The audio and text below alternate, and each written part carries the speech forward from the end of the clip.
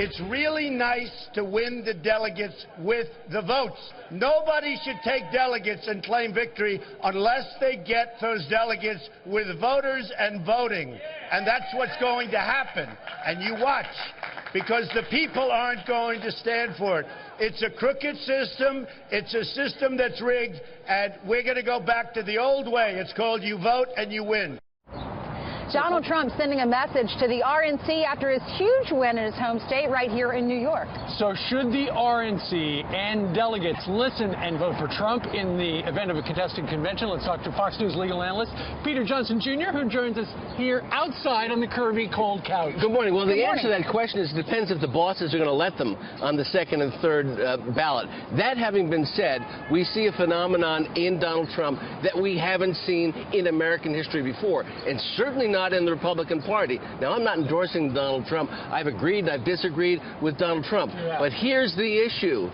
His empathy for the disaffected American people who've been left behind, who've been ignored and attacked by President Obama and others in the Republican Party is a message that resonates. And what he has done is recraft, retool, recalibrate, rebuild, change the Republican Party in a way that the Republican establishment hates. So at this point, you have a former president, Republican president, and his family who wants to make sure that Donald Trump doesn't win.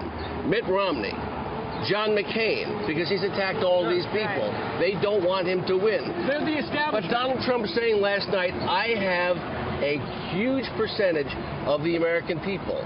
And Republican Party, at your own peril, if you decide never Trump, kill Trump, stop the people who are for me, then you will stop a Republican win in November, and you might destroy this Republican Party. He's really beefed up all the people working for him. He's changed everything.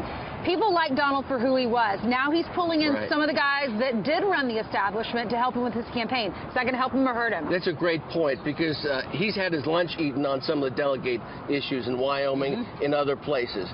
Because in many senses, it is rigged, and it is against insurgents, and it is party bosses. So he needs that. But he also needs to extend the empathy, to extend the straight talk to a lot of Americans that he hasn't reached out for. And if he gets the nomination, he's going to do that in the general election. They cannot ruin Donald Trump as to who he is. He needs to stand out. I hear this stuff, well, he's presidential, he's not saying this, he's not saying that. He's at risk of losing his nature.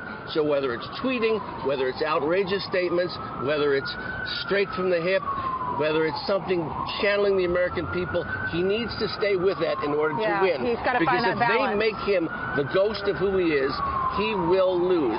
The establishment will win. This is an incredible American story that we're seeing.